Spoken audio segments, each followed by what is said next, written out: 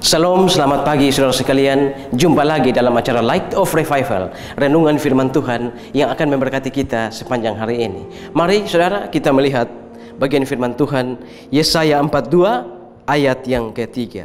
Buluh yang patah terkulai tidak akan dipatahkannya, sumbu yang pudar nyalanya tidak akan dipadamkannya, tetapi dengan setia ia akan menyatakan hukum. Saudara-saudara, satu hari 3 atau 4 bulan yang lalu saya ditelepon oleh seorang teman. Dia lalu bertanya pada saya, apa golongan darahmu? Saya bilang, oh. Dia bilang, tolong donor darah.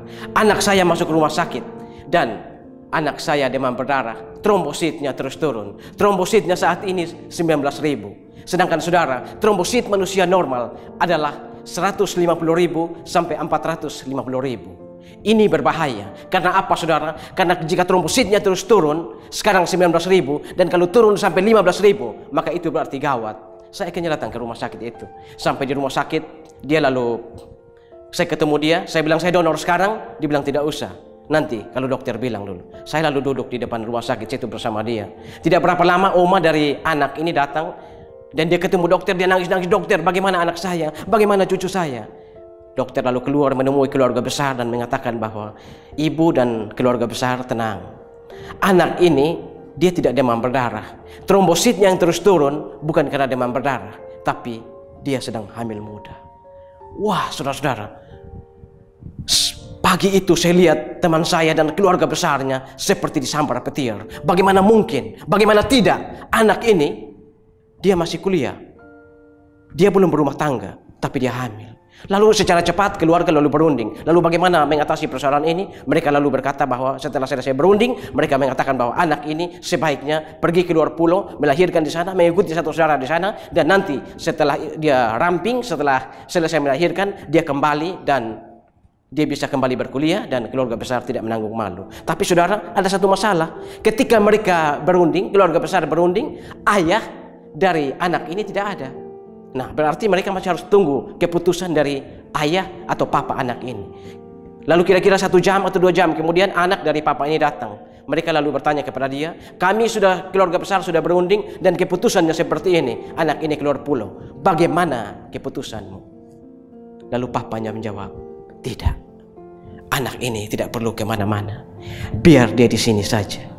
Biar dia ada di sini saja. Agar saya bisa lihat dia setiap saat. Saya bisa rawat dia setiap saat.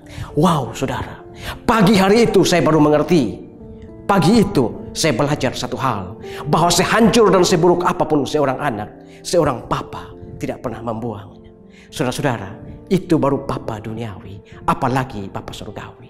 Yesus Kristus sendiri mengatakan, jikalau kamu yang jahat saja tahu memberikan pemberian yang baik kepada anakmu, apalagi Bapamu yang di surga. Saudara, apakah ada dosa besar yang saudara lakukan kepada Tuhan?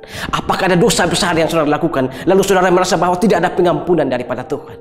Pagi ini saudara, kalau memang ada dosa besar yang saudara lakukan, pagi ini datanglah pada Yesus, terima dia sebagai juru selamat dan Tuhan, minta ampun kepada dia, maka dia pasti akan mengampuni segala dosa-dosamu, sebesar apapun dosa itu.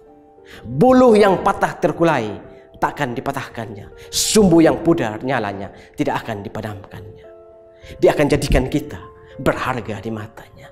Siapakah aku ini Tuhan, jadi biji matamu Yesus. Dengan apa kan ku balas Tuhan selain puji dan sembah Kau. Karena itu saudara, kalau ada dosa besar yang saudara lakukan pagi ini, sekali lagi datang pada Yesus, terima dia sebagai juru selamat dan Tuhan, minta ampun kepada dia, maka dia pasti akan mengampuni. Datang saudara, pagi hari ini firman Tuhan memberikan jaminan, buluh yang patah terkulai takkan dipatahkannya, sumbu yang pudar takkan dipadamkannya, tapi dia akan sampai menyatakan hukum itu. Saudara, datang pada Yesus, terima dia sebagai juru selamat dan Tuhan, minta ampun kepada dia sambil percaya kepada kata-kata Yesus. Barang siapa yang datang kepadaku, ia tidak akan kubuang. Barang siapa yang datang kepadaku, ia tidak akan kutolak. Tuhan memberkati kita semua. Tuhan, terima kasih untuk firman-Mu pagi hari ini.